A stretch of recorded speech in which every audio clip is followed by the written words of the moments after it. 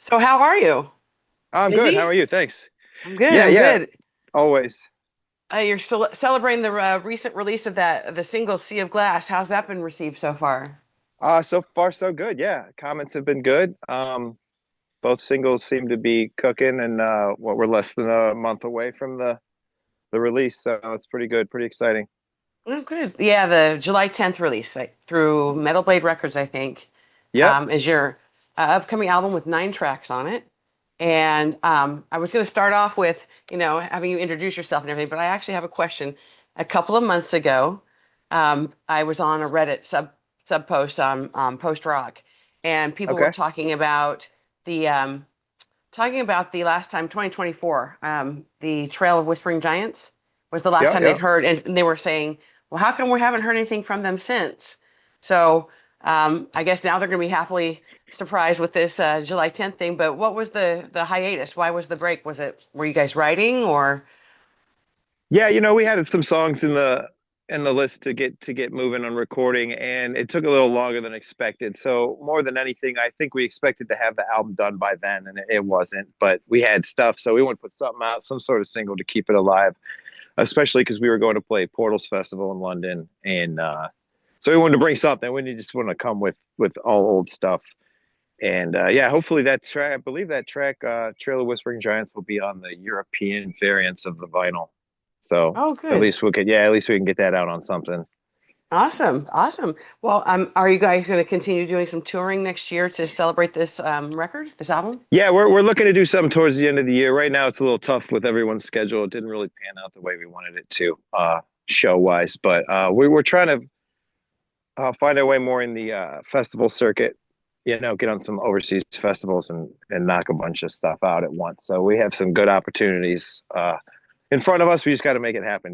Make sure Yeah. everyone's available. Oh, well, that's great. Well, I know that you and your brother formed the band in 2005, and Yeah, yeah, yeah, I was just going to ask yeah. what brought that about. Why did you guys decide, hey, I want to go into this business? Well, you know what? We've been in bands ever since we were young. My dad had guitars laying around. We had drum set, and so we were always jamming and whatnot. And we were in various different bands growing up as kids. And this one just kind of stuck. I took some of my I had like this little Roland recorder that I took to. I went to the Art Institute at Pittsburgh, and when I took that out there, I learned a lot in school with like Pro Tools and stuff. And so I started getting into recording in my apartment, and I came home with that first EP. I came up with that out there, and I had my brother put some stuff onto it, and that's kind of how it ended up working out. And it's kind of works out the same way today. I usually bring the bass, the drums, and the rhythm guitar to the table, and then I have my brother put what he can on top of it. And it's pretty easy after that because we don't have lyrics. So after that, we're Yeah, done. It's kind of like, hey, I got a riff, you got a riff, let's make this happen and see what it sounds yeah, like. yeah. That's awesome. So the questions that I receive when I ask people, if I'm going to be interviewing a band, what they would like to ask about was one of the ones was why this there the highest like the 8 or 9 years between I guess your first album and like maybe 2024. Why the long break? Yeah. I mean, we've never been a touring band. We've all had, careers and families. So it's one of those things where it just happens when it happens. There's no rush. I feel like if we do too much, it gets really burnt out, especially with instrumental music. How many songs can you write in a drop D that don't sound identical? So I mean, you Yeah. can't overdo it. Um, and yeah, the timing thing, it gets to a point where you're like, man, we got to wrap this up. It's been a while. It comes back around like a cyclical thing. So yeah, that's kind of how it rolls out. This one timed out this way, and Mhm. here we go. Well, you mentioned that there's no lyrics. Can you explain or describe your music to people who might have just started listening to it? Yeah, yeah, yeah. It's I always tell people it's just instrumental rock music. If I'm at work and someone asks me what kind of band you're in, oh, I heard you're in a band, right?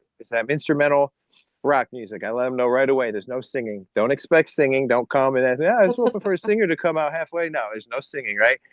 And once you get people used to that, they can kind of accept it a little more. And if you really do get into it, you find there's lots of music out there that is just instrumental and very popular. And I think one of the first bands I saw come through when I was in school was Mogwai. Mogwai came through, and they were an instrumental band, and they packed a club. And I was kind of messing with instrumental music at the time. We had the EP out, and when I saw Mogwai do it, me and one of my friends, we looked at each other and we're like, "Shit, man, this like, there is, fuck, we're like, we've been training for this forever, instrumental music. There's a scene for it finally." So, you know, roughly around 2005, I think, is when we started being able to play, and it was all just local shows and whatnot, and that's but the internet really got us worldwide coverage, and MySpace, all that fun stuff, just timed out perfectly.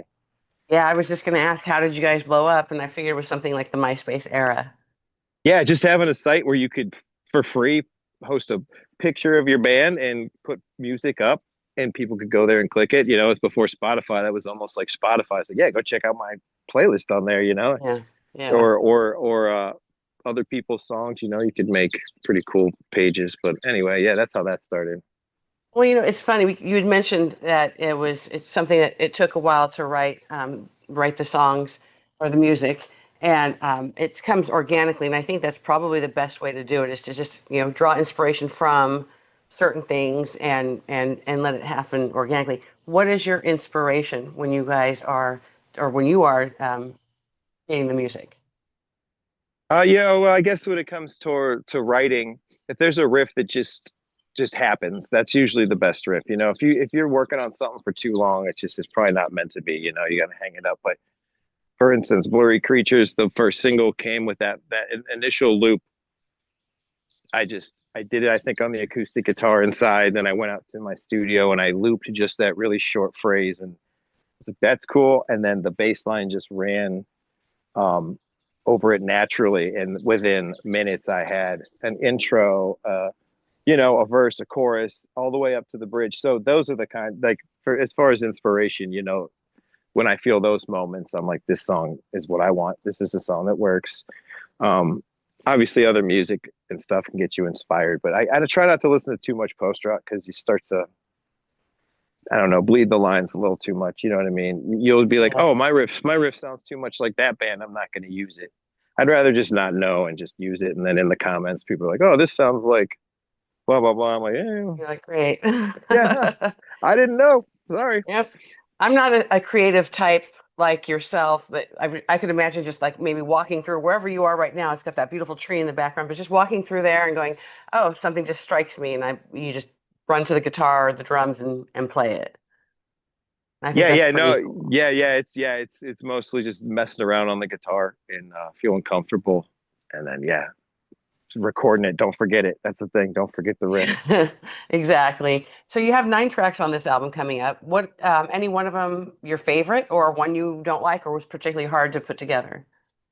No, Blurry Creatures is one of my favorite. It's a good one. It's just something different with the way it starts and the chanting, kind of something new for us. And yeah, my kids are actually helping me sing that open line. So it's kind of special to have them on there. And every time I hear it, every time they hear it, they get all embarrassed. It's good. It's good for So there everybody. there But is singing, huh? Okay. yeah, yeah, I try to use it more of like a sample. It's more of like a sample percussive loop, but because there's really no words, it's just kind of soccer stadium style chanting. But anyway, yeah, that's how that came out. And the chanting came later in that song. We had the song wrapped up, and some I just thought of one day driving in the car, thinking of inspiration. You're listening to a mix in the car, and it just clicks. Something's like boom. Oh, that guitar line at the end would sound sweet with the singing at the beginning, and then you go try it and you get it, and you're like, I'm done. Those are the kind of moments like get an album released for me. It's like I'm done. There's nothing more I can do on this. Just pack it up, ship it out. Awesome. How many Sweet. albums do you guys have currently? This will be the fifth, I believe. There's the EP, Above Below. You got Red Forest, Bones. Yeah, this will be the fifth. Yeah, fifth album. And can they all be picked up off of your website or Metal Blade Oh or yeah, yeah, yeah. They're all available on Metal Blade, the Metal Blade shop, Spotify, everywhere. Everywhere you can find it. And maybe okay. even some specialty record stores that special order them. You can find them on the big sites too, because it all goes through the Metal Blade shop. So Okay, awesome. Is there anything you'd like to leave people that are listening to this and watching this video about any Easter eggs or anything good about the album that they might not expect? yeah, we do our first cover song on this album, Flim. It's towards the end. I believe it's the eighth track. Yeah, it's an Aphex Twin cover song. And Okay. yeah, something different for us. Not many people are catching it, on the artwork and stuff. It's not really obvious that it's a cover song. So it's kind of a Easter egg for people to find. And if they recognize it, they'll right away be like, oh shit, that's that song. And we have our version of it. It's a little slowed down. And yeah, that was fun. That's awesome. You'd mentioned artwork, and I always like to ask, Mhm. does the album have somebody that's created the artwork for you, and who is that? Yeah, my guy Travis. So we've never met Travis and I. We've talked a lot over email and whatnot, but he was one of the fans. I was looking for inspiration for artwork. I have a lot of things just put up over the years that I was go to for using, and I was kind of sick of using tree stuff. It's like tree everything, tree this, tree that. There's a lot of bands that use it too, so it's almost like, hey, maybe we'll try something different. And when I think he posted a picture and we were tagged in it. And so I ended up on his page. He was a photographer, and there was one shot of the over top of volcano. I was like, that's dope. That's sweet. I like the colors. I like the purples, the yellows. It's a color theme we have never come up with. So looking at the list of albums, it's almost like we're covering a different color spectrum every album. And this time we're purple. And yeah, he was really nice and worked well with getting me what I needed. And he also supplied some drone footage that we used. And Oh, that was part of the YouTube videos and whatnot. So yeah, a little fan involvement on the album cover, and like nice and easy. It was awesome. I love it. that's the best way to do it because fans always have the emotional part of it. So they're looking at you as you're playing or whatever, and they're looking at it from, a fan's perspective. Makes Yeah, it a yeah, great album cover. it was great. I love it. I love everything about it. Awesome.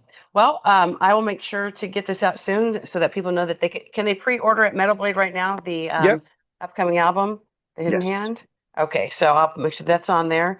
And I guess that's all I have for now, and I appreciate your time. And Yeah. thank you for Thanks. And rescheduling with me. I really appreciated yeah, it. yeah. No, I appreciate your help. All right. Have a good one.